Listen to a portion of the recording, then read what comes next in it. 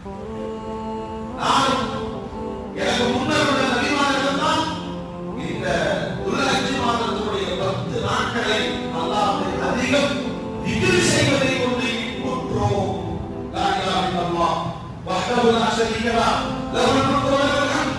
நான் எனக்கு முன்னுள்ள நபிமார்கள் அதிகமான துல்ஹஜ் மாதத்துடைய 10 நாட்கள் ஓதியிருக்கிறீர்கள். பெருமானார் ஸல்லல்லாஹு அலைஹி வஸல்லம் சல்லல்லாஹு நோம்பு 9 நாள் பெருநாள் நோம்பு இருக்கிறார். 9 நாள் அரஃபாவுடைய நாள் 2